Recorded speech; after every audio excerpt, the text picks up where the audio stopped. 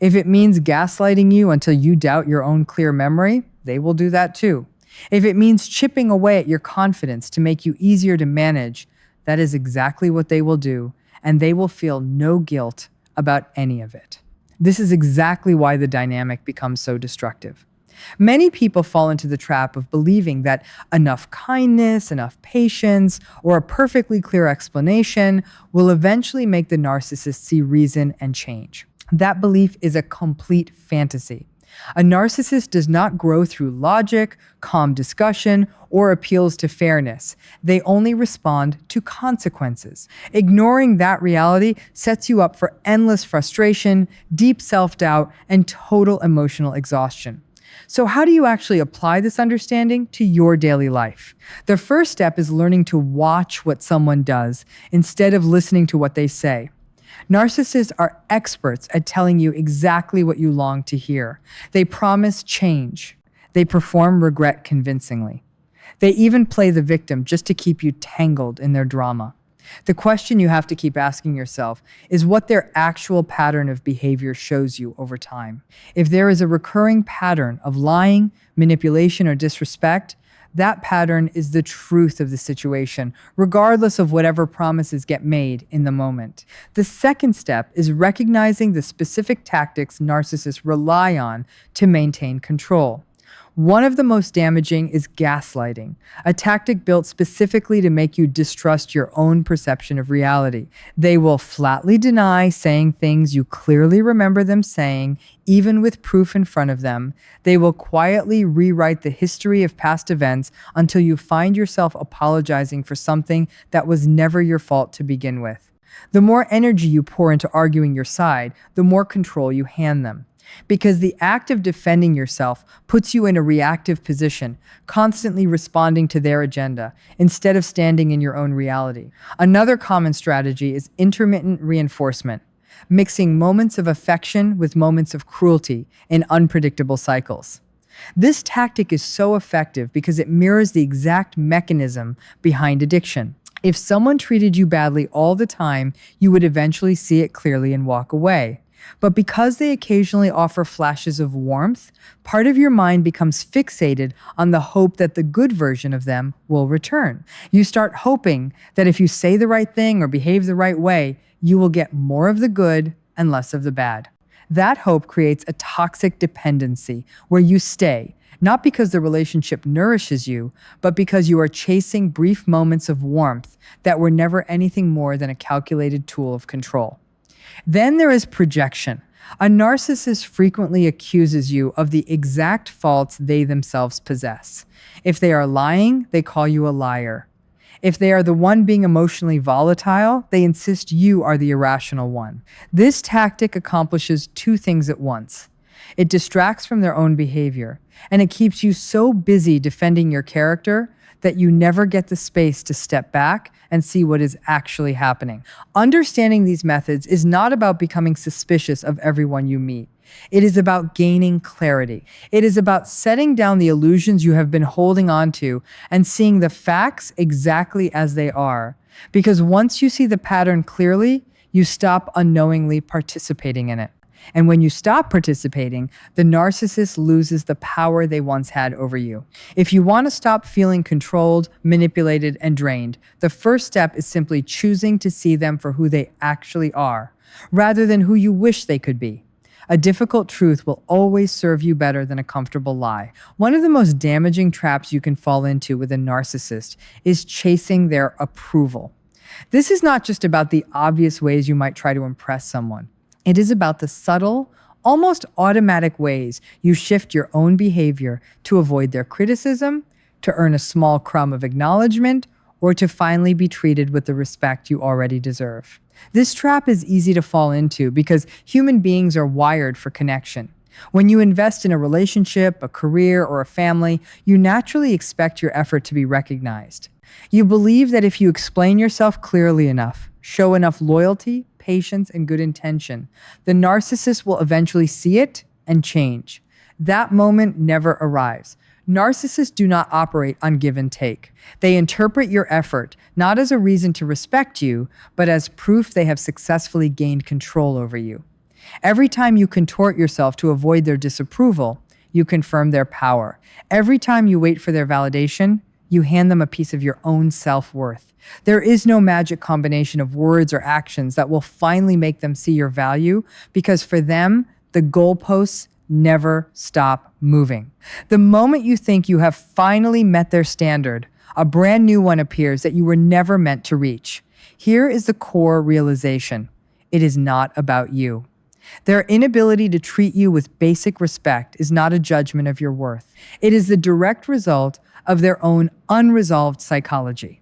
A narcissist's self-image is fragile, propped up entirely by an unstable belief in their own superiority that requires constant outside validation to survive. They cannot afford to be wrong, because admitting fault would shatter the illusion they have spent years constructing.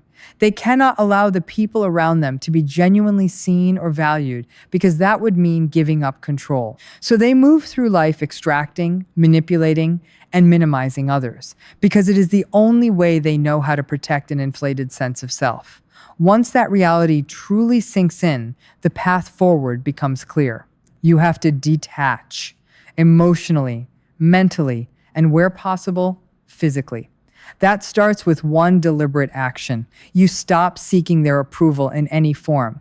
This does not mean being cruel or retaliating. It simply means removing yourself entirely from the psychological game they are trying to pull you into. In everyday terms, it means you stop justifying yourself to them.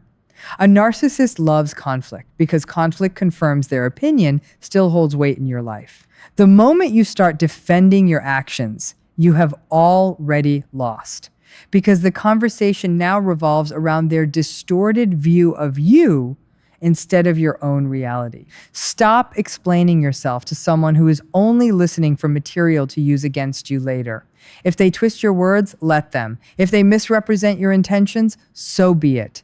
Their distorted view of you is not a problem you need to fix. It also means letting go of the need for closure, which is genuinely difficult for most people.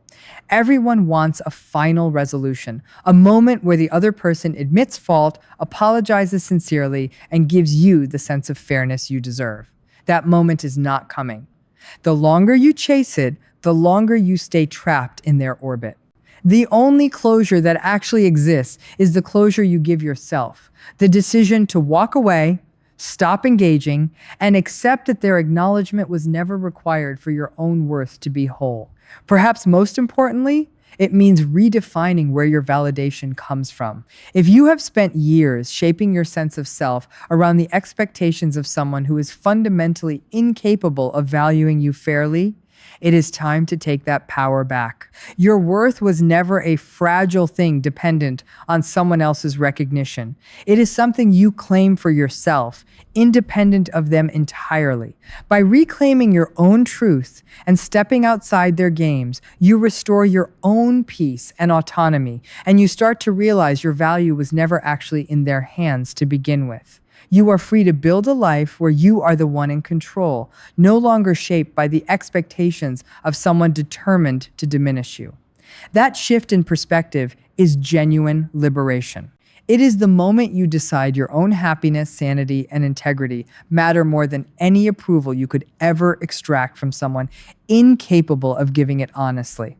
The most powerful act of rebellion against a narcissist is simply choosing to stop needing them to see you and starting to truly see yourself instead. One of the more dangerous miscalculations you can make with a narcissist is assuming that playing by the normal rules of human interaction will keep you safe. You might believe that staying fair, logical, and generous with the benefit of the doubt will eventually be met with the same.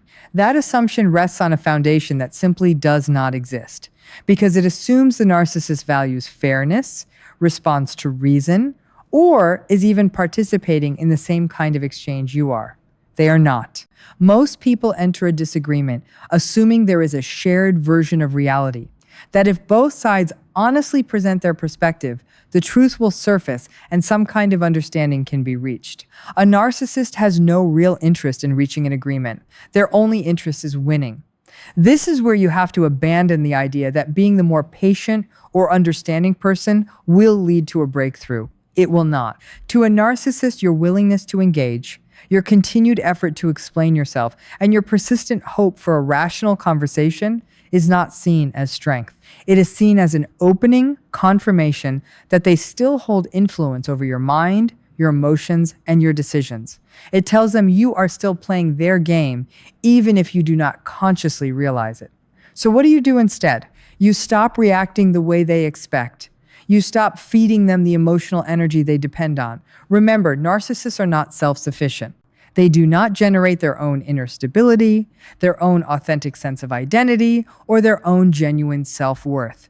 They pull all of it from the people around them. That is why they constantly provoke, manipulate, and manufacture conflict where none needs to exist, all in an effort to keep you engaged, because to them, engagement equals power. If you want to take that power away, you have to master something both simple and genuinely difficult: emotional detachment. This does not mean suppressing your feelings, which is unhealthy in its own right. It means developing the practical skill of staying unaffected by deliberate provocation. It means recognizing that their attempts to guilt you or pull you into another cycle of argument and self-defense are simply a calculated strategy to keep you under their influence. This is where the practice known as gray rocking becomes useful, a technique where you make yourself as uninteresting, unemotional, and disengaged as possible when dealing with a narcissist. They thrive on dramatic reactions, whether that reaction is anger, frustration, sadness, or even affection, because any strong reaction confirms they still control your emotional state. Refuse the bait, stop offering the dramatic response they are fishing for, and they lose their leverage almost immediately. Eventually, they get bored and move their focus elsewhere. Be honest with yourself. None of this is easy. It is not easy sitting across from someone deliberately trying to provoke you and choosing not to react. It is not easy hearing unfair accusations and consciously deciding not to defend yourself. It is not easy watching someone twist reality, rewrite history, or damage your reputation while you simply let them believe whatever they want. But it is necessary. Every time you engage, every time you fight back, and every time you try to prove yourself to someone with no real interest in the truth, you are feeding the exact dynamic that is exhausting you. This approach takes real psychological discipline, the ability to look at the situation and tell yourself plainly that you do not need this person's validation. You do not need to correct their false version of events. You do not need to win their approval or prove your worth in their eyes. Once you reach that level of detachment, you become nearly impossible to provoke, and a narcissist cannot control what they cannot manipulate into reacting. In the end, the most powerful response to a narcissist is not fury or direct confrontation. It is genuine indifference. Once they realize they can no longer pull you into their chaos, they lose interest entirely, and that is the exact moment you reclaim your freedom. One of the biggest hazards of dealing with a narcissist is getting pulled into the endless cycle of conflict they generate. You might believe that if you can just make them see your side, prove your point clearly enough, or get them to acknowledge their behavior, the situation will finally resolve.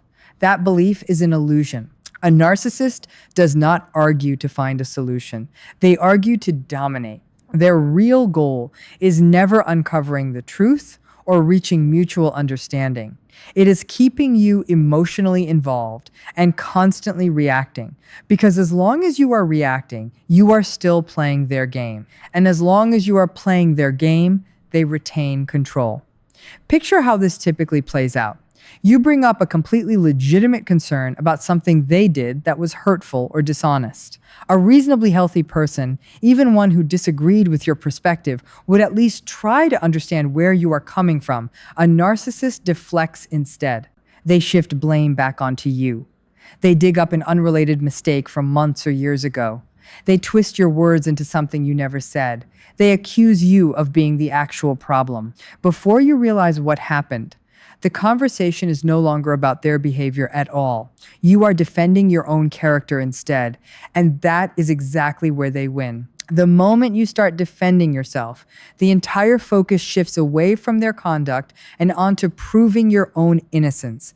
You end up spending your mental and emotional energy justifying yourself in a battle that was never designed to be fair. So, how do you actually break this cycle?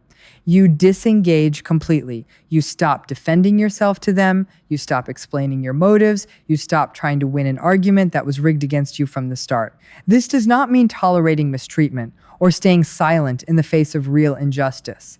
It means refusing to participate in a rigged game, and it means establishing boundaries that are firm and non-negotiable. A narcissist thrives on emotional turmoil and will spend enormous energy trying to keep you off balance. By removing your reaction, you remove the fuel that keeps the whole dynamic running. You start reclaiming your autonomy, understanding that your peace of mind is not something to sacrifice for someone else's dysfunction. You are capable of standing firmly in your own truth even when they refuse to acknowledge it.